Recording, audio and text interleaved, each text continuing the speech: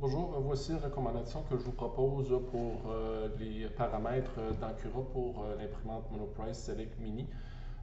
Lorsque vous allez aller dans les paramètres par défaut, là, je vous suggère d'utiliser principalement la caractéristique là, FAST 0.219 ou l'autre, le Draft, là, mais c'est vraiment dans ces trois-là là, que je vous recommande d'utiliser, celle étant la plus utilisée normalement.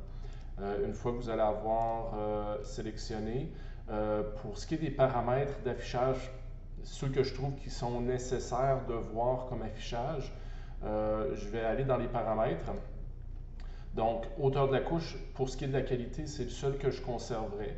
Ensuite de ça, si on s'en va dans la seconde option, les parois, je conserverai uniquement le nombre de lignes de parois.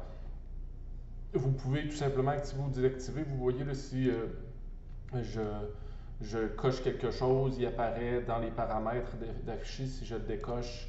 Donc, pour les parois, s'il y en a déjà, parce que par défaut, des fois, il y a des choses qui sont affichées, j'enlèverai automatiquement toutes les autres, je conserverai le nombre de lignes de parois.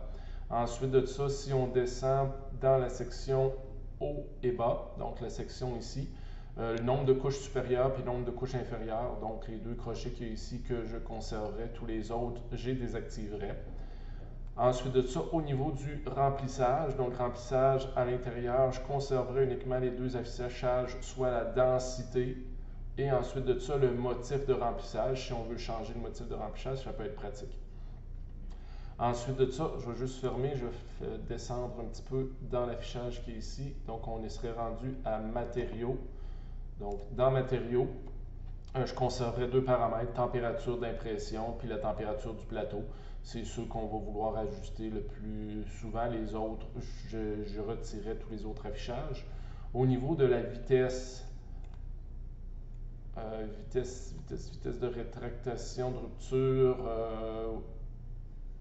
ouais, vous pouvez le désajuster, le retirer. Ensuite de ça, dans vitesse, pardon, il y a trois éléments que je laisserai. Donc, c'est les vitesses d'impression.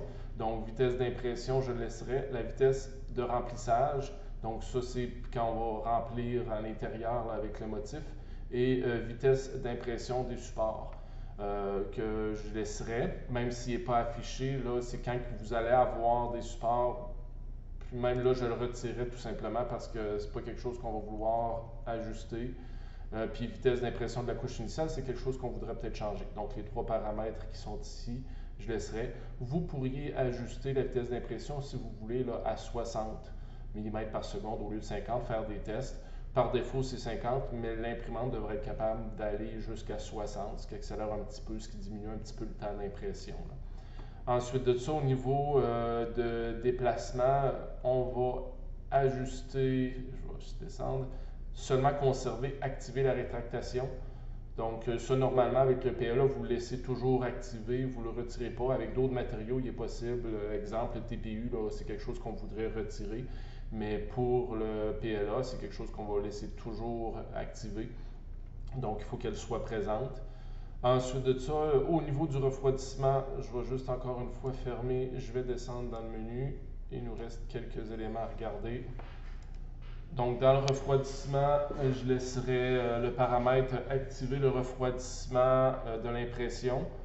Ensuite de ça, j'aurai la vitesse du ventilateur, puis la vitesse initiale du ventilateur. Juste la vitesse initiale du ventilateur, je le mettrai à 100 pour qu'il démarre dès le début. Ensuite de ça, au niveau des supports, lorsqu'on l'active, il y a quelques paramètres donc, qui est important de laisser en place. La structure des supports. Ensuite de ça, on va laisser positionnement des supports. On va laisser motif du support également et la densité des supports. Dernière chose, je vais juste fermer encore une fois.